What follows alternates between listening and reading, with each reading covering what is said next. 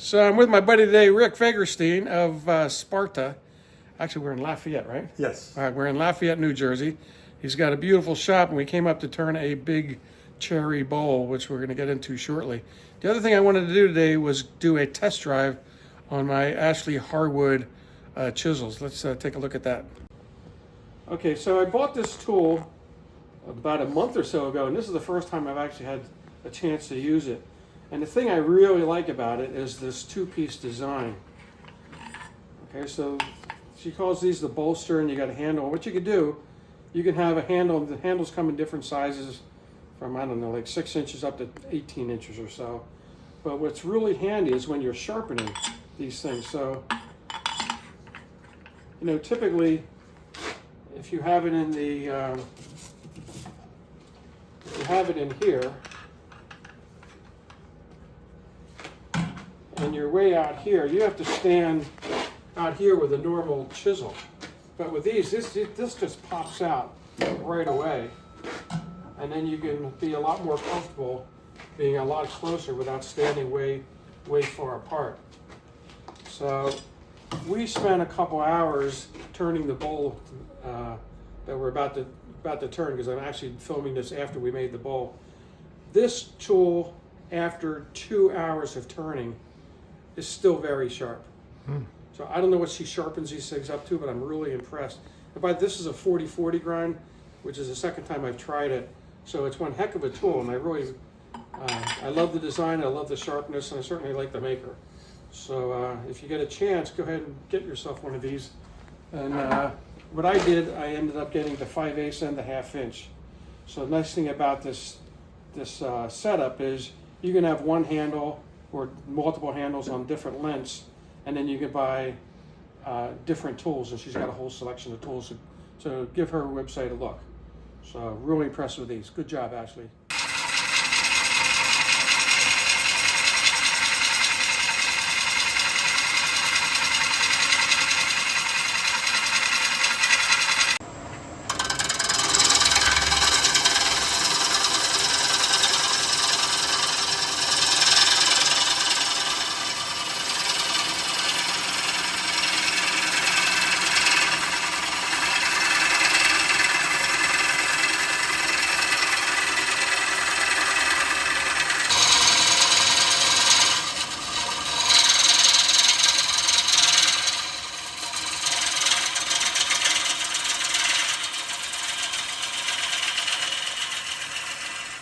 So this is the first time I'm trying out my Ashley Harwood 40/40 grind.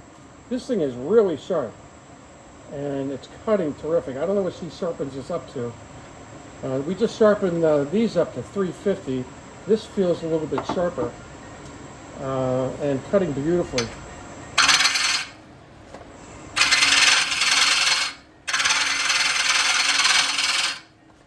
Now, this is a whole different experience with this gouge.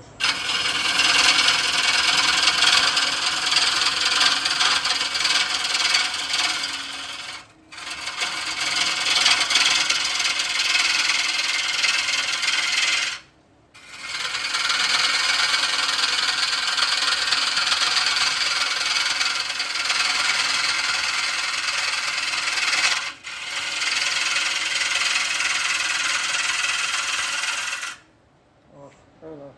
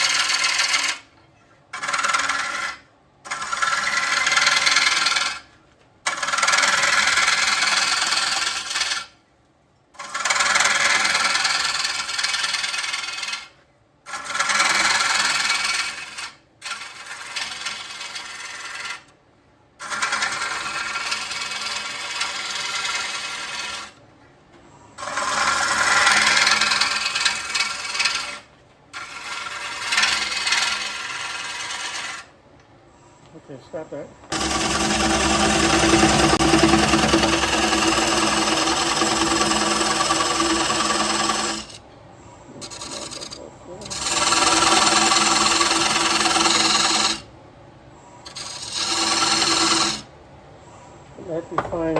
That defines the foot, and then we can come in and start hollowing out this part, because we're going to fit the chuck inside here.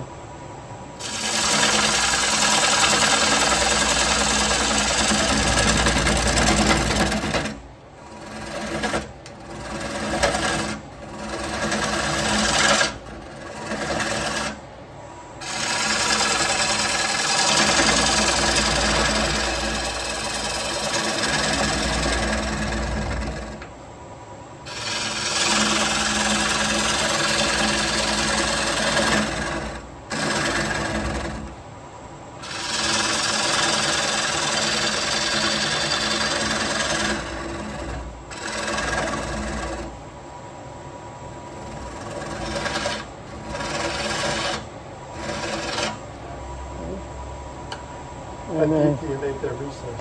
What's that? How deep do you make the recess? About where it is. Now we're going to flatten that out. We can use a scraper for this.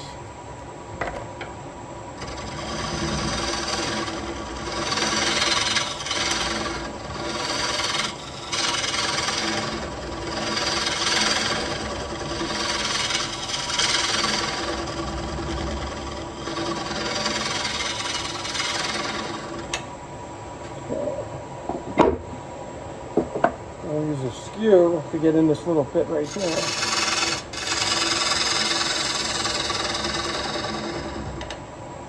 Now the jaws, point down to the jaws. The jaws have a taper on them, the dovetail taper, and I went straight in on this. So I've got to make a little dovetail shape here so it fits the jaws a little bit better.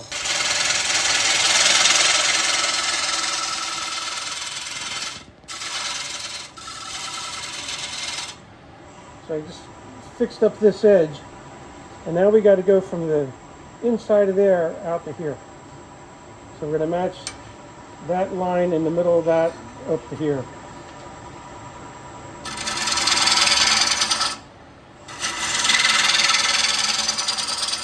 So a lot of body movement.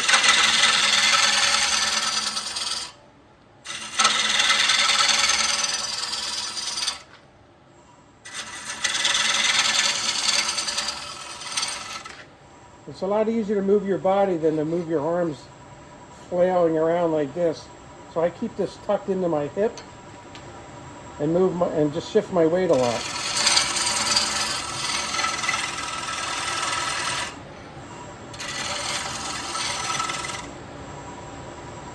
What I'm looking for is to get a nice, come over here. I'm looking to get a nice smooth profile right there. And so I don't want any lumps or bumps or valleys or hills. I'm just smoothing this out now. Trying to have a nice, smooth, steady line.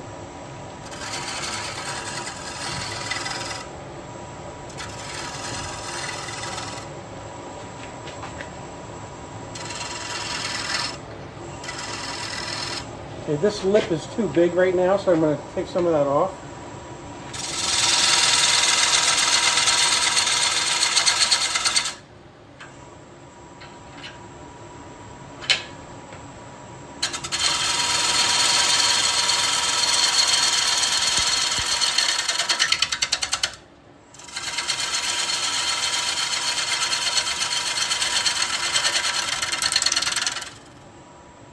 Okay. So I'm happy with this profile. The only part that we haven't done yet is this surface here. I haven't touched that. And I want this to be very slight concave. So this is a little bit taller here than it is here. And it's very gentle. And that's to accommodate when the wood moves throughout the seasons as it expands and contracts. Because you want the foot resting here. Well, this is taller here. If it's taller over on this side, it would spin real easy. But if it's resting on this outside ring, it won't. So I'm going to do that with a I'll do that with a scraper.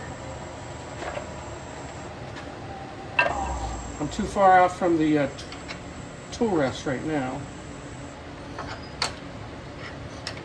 I don't like the tool sticking out more than an inch, maybe 2 inches.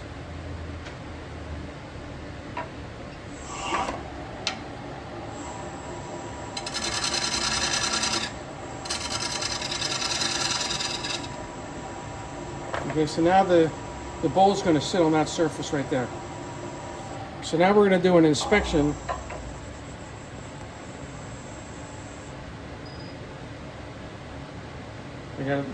I got some tear out here. I'm going to try to fix that up with a scraper, see if I can get this a little smoother. It's not a perfect smooth cut. I do like the profile, however. Okay, so let's try that with a. We'll try that with a scraper.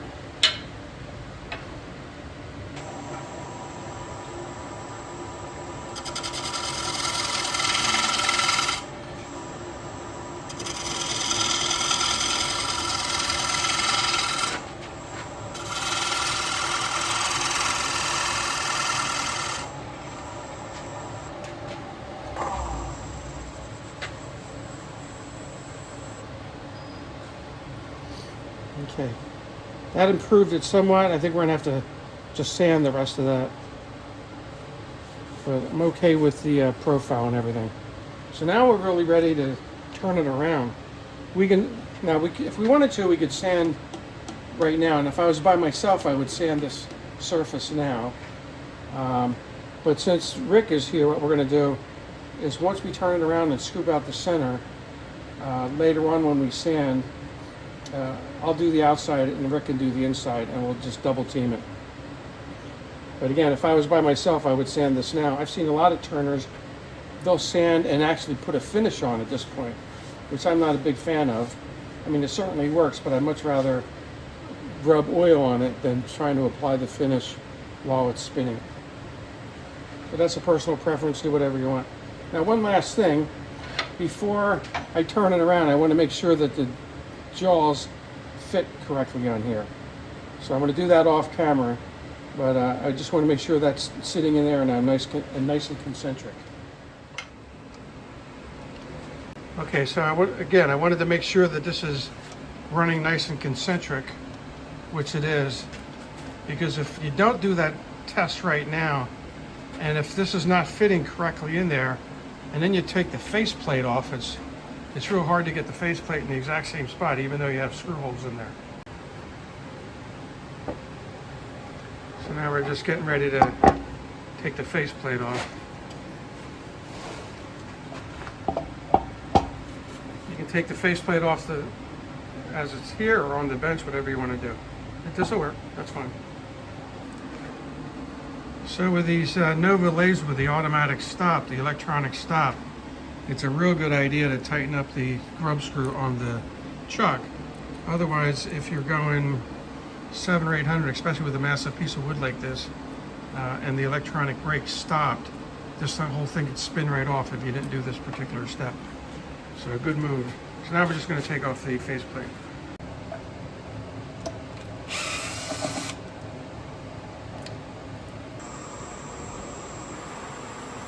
Okay, so spinning nice and concentric, we like this. And now we're going to drill a hole here to avoid messing with the nubbin all the way down. So again, we're doing this so we don't have to fight the nubbin all the way down. And we have a little line on the bit, and we're going to go down to about that depth. So I think this is well worth it versus trying to fight the nubbin. And when you drill, you really don't want to drill more than 600 RPM. No need to go real fast on that. Yep, keep going. If you see chips getting all bound up in there, you would back the bit up just to clear it. Otherwise, it gets real hard to get that bit out of there, and don't ask me how I know that. So I like showing this technique so people can see the lathe is also a horizontal drill press. I think the quick turn, I can't see the line. No, keep going. You got another inch to go.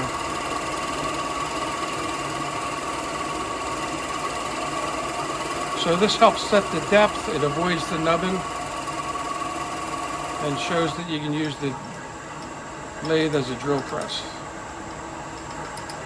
So I hate fighting that nubbin all the way down. You see that? Keep going.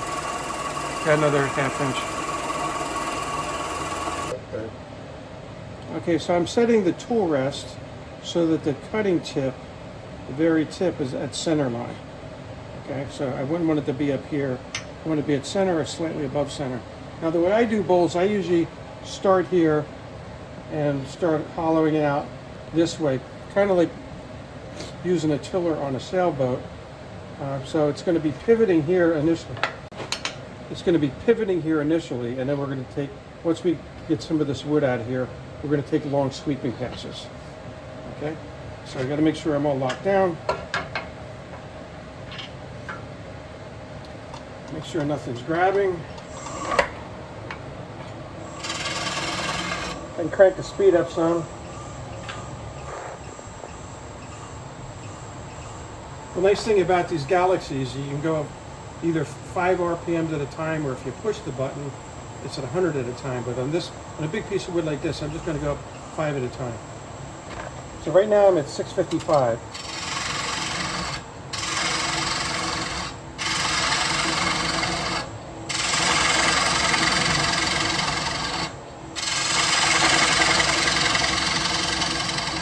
So this wood's coming off here like butter right now.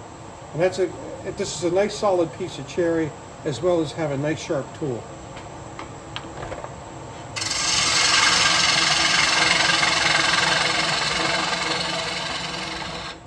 So the other thing you'll notice here, since we have this hole here, we don't have to fight that nubbin. So again, it's well worthwhile to drill a hole in there. Just don't go too deep, because this is bolt turning, it's not a funnel turning.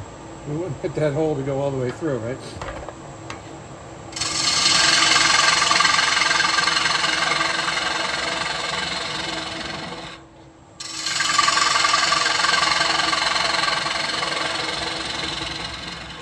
Okay, we're going to switch cameraman. We're going to let Rick do the rest of this.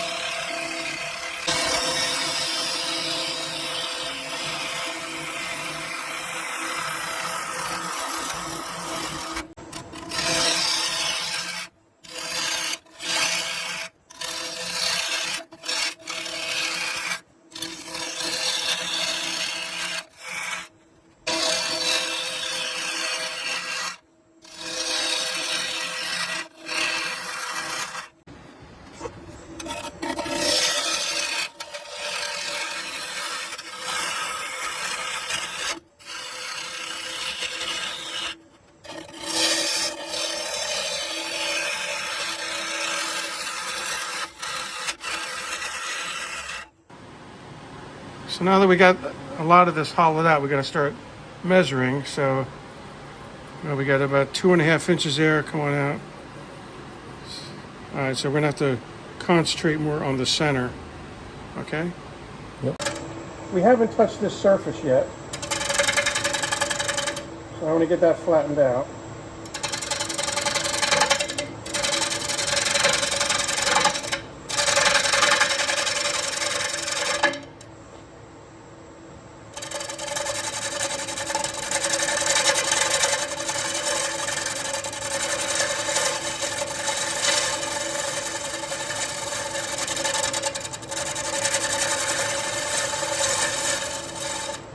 And on this bowl, I want to make an undercut here. So it kind of like scoops in, like it's almost an OG.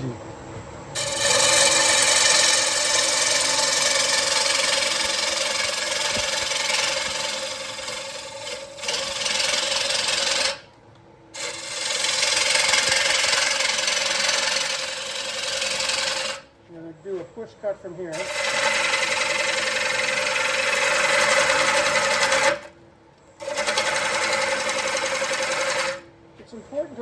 let the tool do the work. Don't be overly aggressive. Let the tool do the cutting. You don't have to push real hard.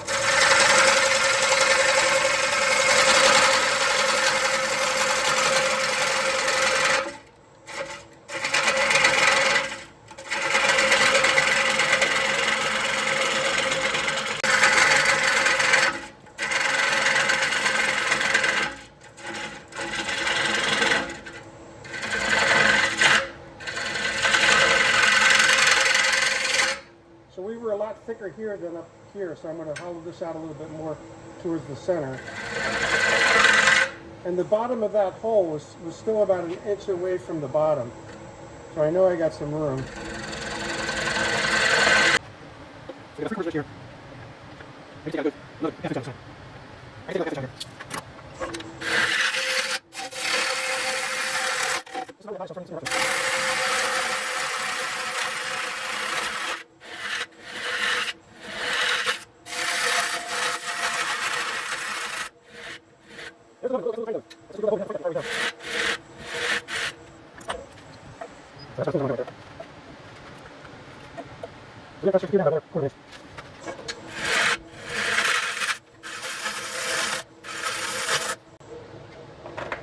So I didn't say it before, but it's really important to keep that wall thickness consistent all the way down.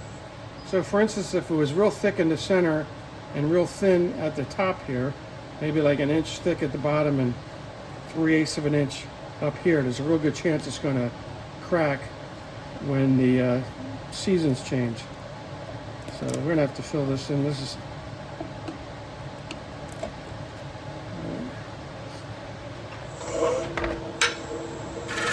16-inch bowl, so we're going to leave the bowl at about ½ inch thick. So we're just going to start finishing up with the scraper.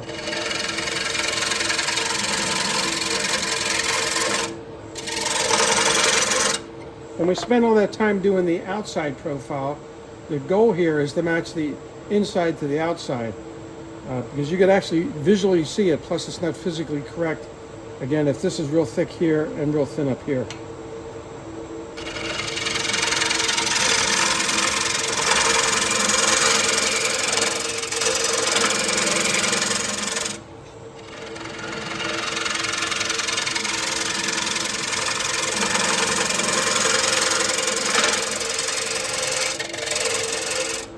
So that's cutting really well. This is a nice sharp scraper, and we're getting a really nice finish off this scraper. All right, so let me just do a little more,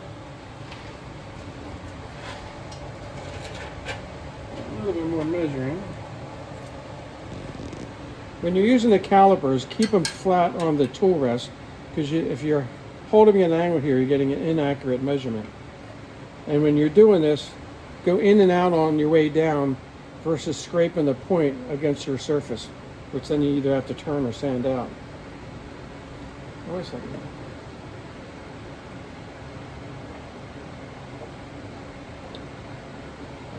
16-inch bowl, so we're going to leave the bowl at about ½ inch thick. So we're just going to start finishing up with the scraper.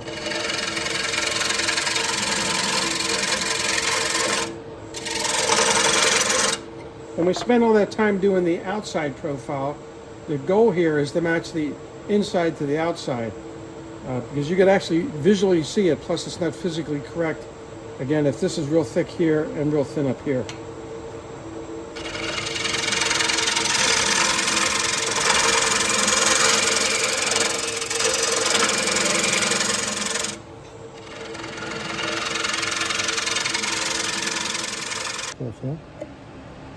So we got a little wood snot in there that we're going to dig out. The nice thing is this knot does not go all the way through. So if I don't poke it all the way through. Yeah, so we're going to have to fill that with some epoxy. So we just happen to have the knot that doesn't go all the way through, so we're going to have to spend a little bit of time to fill that with epoxy. Okay, so we whittled our way down so that the wall thickness is about ½ inch thick, and I'm comfortable with that since it's a 16-inch bowl. But we have to mess around with this giant knot here.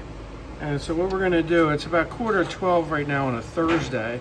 We're going to fill this with epoxy and some shavings, and then go get some lunch and come back, and hopefully it'll be dry enough.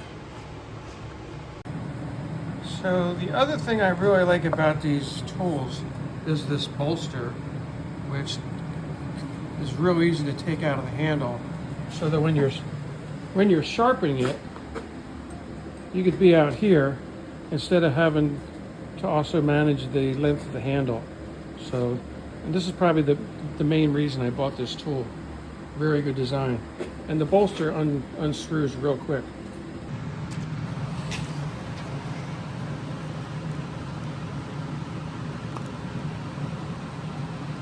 Oh, that's enough. Yep.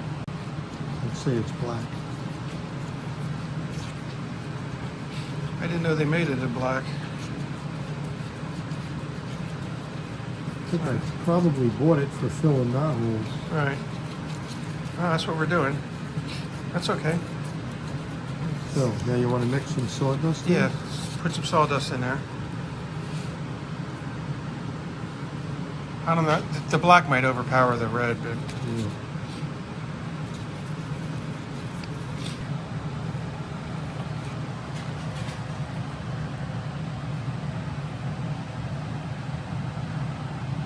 Yeah, push it in there real good. Fill the cavity and make sure it's proud when we're done. We'll have to turn that up.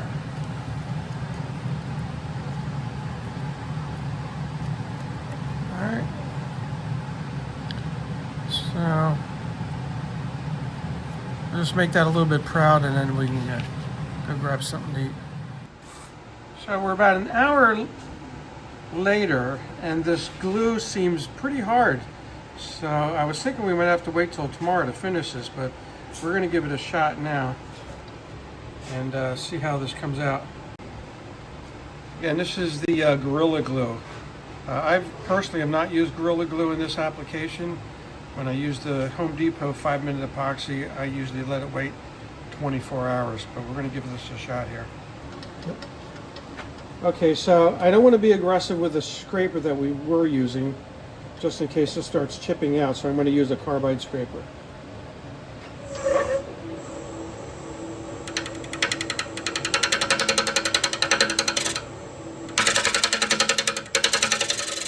I'm purposely taking real light passes.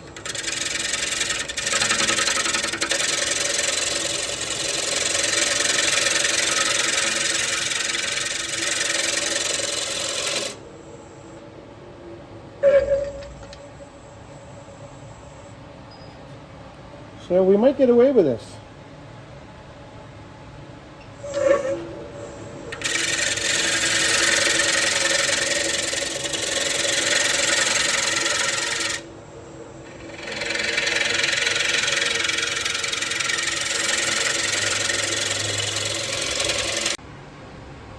So we have a nice consistent wall thickness of about 1/2 inch. And what we're going to have to do is ease this edge a little bit, and then we can start the sanding process.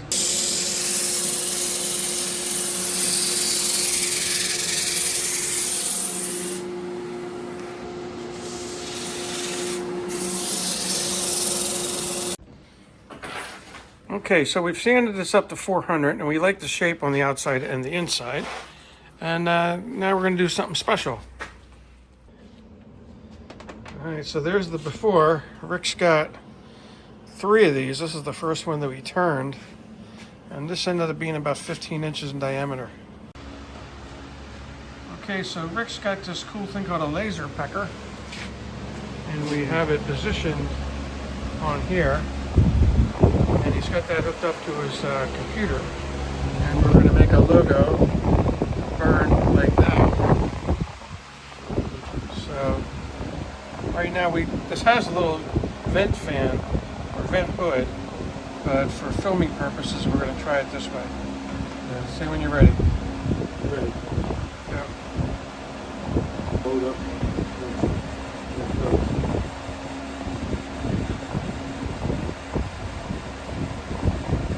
Takes a while. This thing takes a while to burn. Okay, so this is going to take 7 or 8 minutes. We're not going to do the whole filming of that. And it's smoking up the place a little bit, so we'll be back to you. Oh, yeah, okay. Very bright. So we're about 4 minutes into this right now. Now it's still the flag. Our thing is getting double the other part.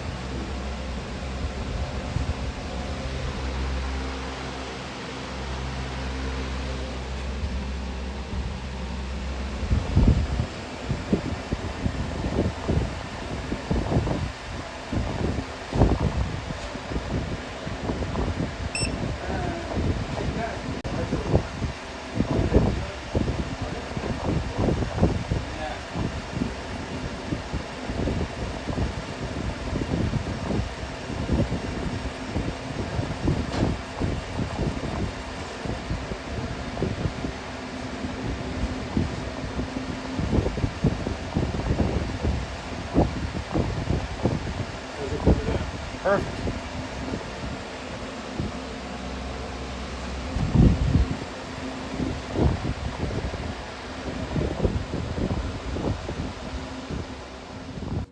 Okay, so we're getting ready to put the oil finish on.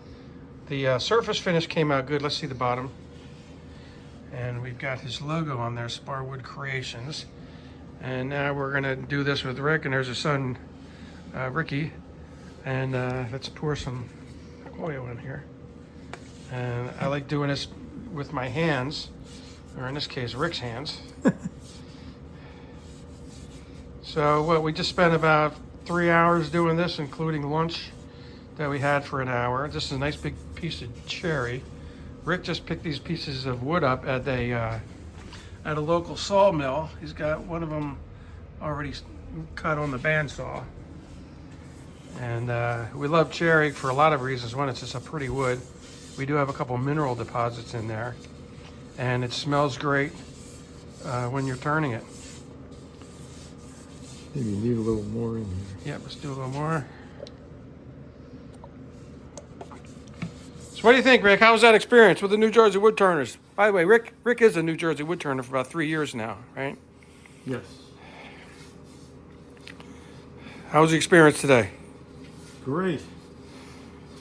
Yeah, this was my first time turning a solid wood Yeah, bowl because this size. right, this is bigger than what you usually do. Because quite honestly, it's kind of hard to get pieces of wood that are this big that aren't filled with cracks.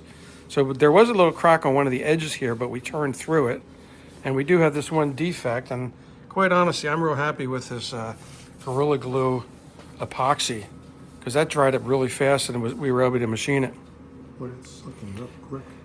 Yeah, that's going to absorb it. Wood's a little bit thirsty. So what are you going to do with this bowl? Who's getting this bowl? Well, usually I can't get out of the house with them once I bring them home. So the wife wants them? Yes. How about the sisters and brothers and all that? And, Well, they've gotten some already. So this one, all my friends and family have numerous projects out of the Bob's Wood Shop. All right, let's just put some on the bottom. Turn it upside down. Get some in this cavity here. And we'll pour some out here. This Mahoney's oil is great. This is my favorite finish. All right. So we're going to spend another 5 or 10 minutes doing this. And usually I like rubbing the oil in for about 10.